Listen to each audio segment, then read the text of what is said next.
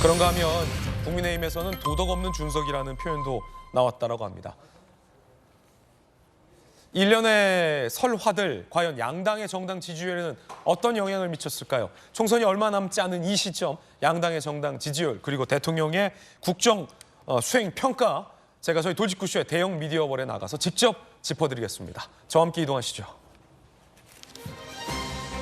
제가 이 대형 미디어월 앞에 나가는 일이 잦아진다는 건 큰 선거가 얼마 안 남았다는 뜻이기도 합니다. 자, 먼저 양당의 정당 지지율부터 준비가 돼 있습니다. 민주당의 이 최강욱 전 의원의 암컷 발언 등이 민주당의 정당 지지율, 국민의힘 정당 지지율에는 어떤 영향을 미쳤을지 궁금합니다. 함께 보시죠. 파란색이 민주당의 지지율이고요. 빨간색이 국민의힘의 지지율입니다. 그리고 검정색, 회색이 지지층 없음, 노란색이 정의당 지지율인데요. 함께 보시죠. 자, 민주당의 지지율이 국민의힘을 줄곧 앞섰습니다. 이 여론조사는 CBS와 노컷뉴스가 의뢰한 여론조사입니다. RN서치 여론조사 결과인데 이 줄곧 민주당이 국민의힘을 앞서는 여론조사가 나오다가 11월 셋째 주, 그러니까 이 사이에 무슨 일이 있었는지가 제일 중요할 것 같은데요. 바로 최강욱 전 의원의 암컷, 설치는 암컷 발언과 일련의 민영배, 김용민 의원, 남영희 의원 등의 이 암컷 두둔 발언이 등장했던 시점입니다.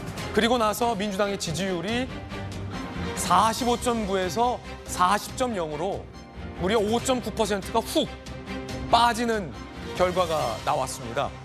그런가 하면 국민의힘의 지지율은 36.2에서 40.5로 상승하는 결과가 나왔습니다. 물론 40.5와 40.0 사이에는 거의 통계적인 차이가 없다라고 봐도 될 정도의 수치지만 그래프만 보면 흐름이 상당히 뒤바뀐 흐름을 나타내고 있다는 사실을 알 수가 있습니다. 안영환 전 의원님 어떻게 보십니까?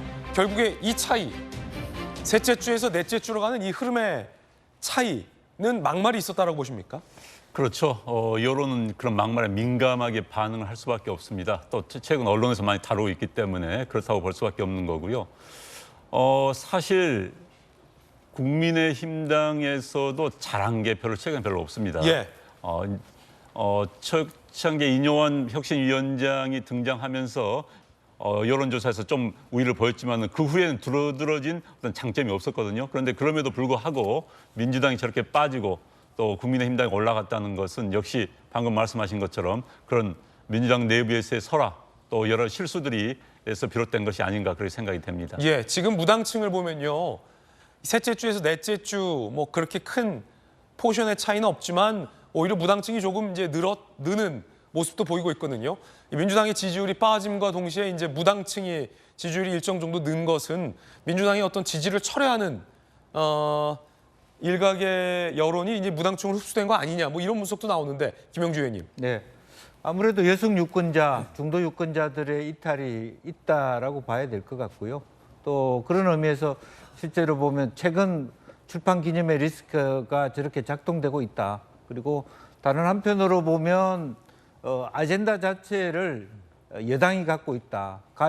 야당이 갖고 오지 못한다라고 하는 부분이 여기서 크게 작용되고 있다고 보여집니다. 예, 그러면 이번엔 윤 대통령의 국정 수행 평가를 보겠습니다. 최근 윤 대통령이 해외 순방을 많이 떠났는데 과연 윤 대통령의 지지도 어떤 변화를 보였을까요? 빨간 게 부정평가고요. 파란 게 긍정평가입니다. 먼저 부정평가를 보면 최근 실시된 부정평가에서는 57.7%, 61.2에서 57.7%. 여전히 부정평가가 높은 수치이긴 합니다만 부정평가가 많이 감소를 했습니다. 반면 긍정평가는 36.1에서 39.5%로 3.4%포인트 정도 상승을 한 게 이번 대통령의 국정수행평가 조사 결과의 특징이다라고 볼 수 있습니다. 부정은 줄고 긍정은 늘었네요. 정 변호사님. 그럴 수밖에 없다라는 생각이 든 게요. 일단은 반사적인 효과가 제가 봤을 때는 제일 컸다라는 생각이 들고 그다음에 이제 제일 중요한 게 내일 그 중요한 결과가 나오지 않습니까? 지금 대통령이 고군분투한다라고 저는 생각을 하는데 내일 그 엑스포 관련해가지고 좋은 결과가 나오면 긍정평가가 많이 오를 수도 있지 않을까 그런 생각이 듭니다.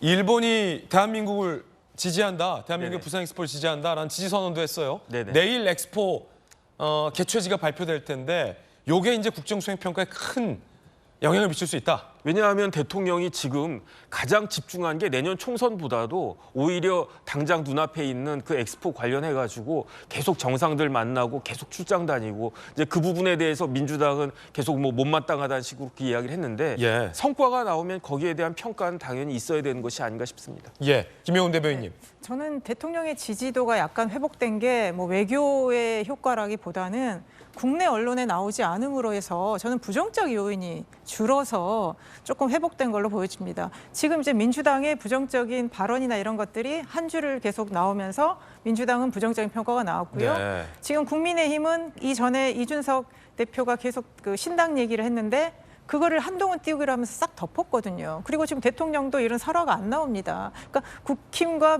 지금 용산이 민주당의 반사 이익을 얻고 있는 것뿐이지 이거는 언제든지 바뀔 수 있는 여론인 것 같습니다. 예, 말 실수가 안 나왔다. 국민의힘과 여권 쪽에서 이런 분석 나오셨는데 이뇨한 혁신위원장이 이 청년 당원 혁신 트레이닝 강연에서 이준석 전 대표의 이 미스터 린튼 발언에 대해서 이렇게 얘기를 했다고 전해지고 있습니다. 버르장머리 없는 준석이라는 표현이 나왔다.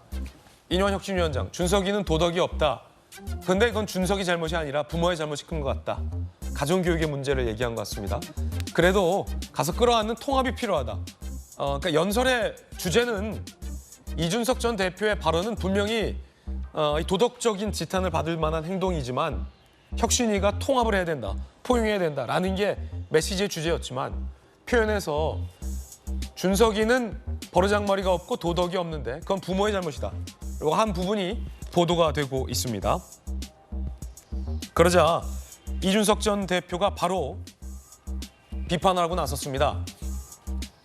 정치하는데 부모 욕을 박는 사람은 처음 본다. 패드립이 혁신이냐? 라며 이뇨한 혁신위원장에게 폐륜 드립이다라며 비판을 했습니다. 정혁진 변호사님 어떻게 보십니까? 일단은 이뇨한 위원장의 말이 적절한 것 같지는 않고요. 네. 좀 그 제가 봤을 때도 선을 넘은 말인 것 같다. 일단 그런 생각이 들고 그다음에 두 번째 이뇨한 위원장이 그 지난번에 부산 내려갔을 때 처음엔 조금 섭섭했다라고 했는데 그 다음엔 뭐라고 이야기했느냐? 사실은 많이 섭섭했다라고 그 이야기를 했는데 사실은 상당히 굉장히 섭섭했다라고 생각을 했던 것 같아요. 본인은 그래도 그 나이에 이제 부산까지 가가지고 한번 만나서 이런저런 설득도 하고 좋은 이야기를 하려고 했는데 가가지고 받은 그 대접이 너무나 좀 상식적이지 않다라고 생각을 했었던 것 같고 그것이 이제 결국은 이제 말로 이렇게 나온 것이 아닌가 그런 생각이 들고요. 그다음에 이뇨한 위원장이 이준석 씨와의 관계에 있어서는 뭐 아버지 뻘까지는 안 돼도 작은 아버지나 삼촌 뻘 정도는 되지 않겠습니까? 예. 그러니까 만약에 우리 애가 저런 식으로 행동을 한다라고 하면 그것은 내 잘못일 것이다. 이런 표현을 차라리 썼으면 나았을 텐데 그냥 다짜고짜 그 스트레이트하게 부모 잘못, 그 부모님에 대해서 운운하니까 이준석 씨가 기분이 나쁜 거는 뭐 당연하다. 전 그런 생각이 듭니다. 김영주 의원님. 네. 글쎄 이준석 씨의 부모에 대한 이야기를 들은 바가 있어요. 물론 그런 걸 참조 삼아 이뇨한 위원장이 얘기를 했는지는 모르지만 오히려 갈라치기를 하면 이준석 잘못이 아니다. 또 이준석은 품어야 된다. 이런 메시지가 핵심이에요. 예. 다만 설명하는 과정이 마치 뭐 부모를 더 말하자면 욕한다에 중점을 두게 되면 예. 이준석 그 전 대표 같은 반응이 올 수밖에 없죠. 그런 면에서 부분적으로 좀 조심스러웠어야 되는데 그래가지고 이뇨한 위원장의 핵심은 이건 준석이 잘못이 아니다. 버르장머리 없는 건 부모 잘못이고 그 부모 잘못은 단순히 이준석 부모만이 해당되는 부분이 아닐 수도 있습니다. 우리나라 예. 전체가 우리 아이들을 키우는 방식에 있어서 부모들이 아이들 버르장머리 없이 가르친다는 그런 뉘앙스도 가질 수가 있어요. 네. 다만 이제 이준석 대표가 어린아이가 아니잖아요. 당 예. 대표까지 지낸 분을 저렇게 표현한다는 부분은 조금 뭐 솔직히 말해 이준석 대표가 기분 나쁘고 또 아니 공격하려면 나를 시원하게 공격하지 왜 우리 부모를 공격하냐 그런 반응을 보일만 했다 그렇게 봅니다. 어떤 분이 이제 칼럼에서 이준석 전 대표에게 이제 버르장머리를 논하지 말라라는 칼럼이었는데 이준석 전 대표가 나이가 젊지 않다면 버르장머리라는 논란을 나왔겠느냐라는 게 이제 그 논설위원회 주된 문제의식이었습니다. 일견 만든 얘기다 싶다가도 또 아닌 것이 나이가 많은 정치인이라고 하더라도 이뇨한 혁신위원장에게 미스터 린튼이라고 똑같이 영어로 응대했다면 여전히 도덕성 논란이 좀 나왔을 것 같고 버르장머리 논란이 나왔을 것 같다는 생각도 드는데 이준석 전 대표의 이 정치적 화법이 기존 정치에서는 잘 찾아보기 힘든 화법이잖아요. 어떻게 보십니까? 일단 시원하게 느껴집니다. 그런데 어찌 됐든지 간에 이제 뭐 시원한 요즘 젊은 세대들에게는 뭐 시원한 사이다 발언이 통하는 또 그걸 통해서 성장해 왔던 그런 뭐 이재명 대표도 마찬가지고 그런 정치인들이 많이 있죠. 그러나 정치는 말이라고 하지만은 사실 금도가 있습니다. 넘어서서는 안 될 선이 있는 것이죠. 저는 이준석 전 대표가 부산에서 이뇨한 위원장에게 미스터 린턴이라고 했던 것은 매우 적절하지 않았던 발언이라고 봅니다. 그건 영어로 이야기했다는 것. 그러니까 귀화해가지고 한국인으로서 열심히 살아가고 있는 한국 우리 공동체 구성원의 한 명에게 영어로 말하면서 너는 우리 구성원이 아니야. 너 외국 사람이야. 왜 이런 데 끼어들어? 이거거든요.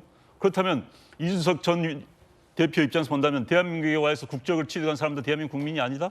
앞으로 국적을 취득하기 위해서 또 대한민국이 다국가, 다민족 국가화 될 수밖에 없는 그런 상황에서 그런 사람 인정할 수 없다? 굉장히 협소한 자기의 제가 거듭 앞서서 말씀드렸지만 자기의 개인적인 증오감 때문에 다른 공동체의 증오를 투영하는 것은 적절하지 않습니다. 예. 그런데 이뇨한 위원장한테 그런 말을 했었고 그것이 이뇨한 위원장은 또 매우 섭섭했던 것 같아요. 난 열심히 정말 난 전라도 사람이야 하면서 열심히 대한민국 사람을 살아가고 있는데 너는 아니야라고 하니까 얼마나 섭섭했겠습니까? 정치적 차원을 떠나서요.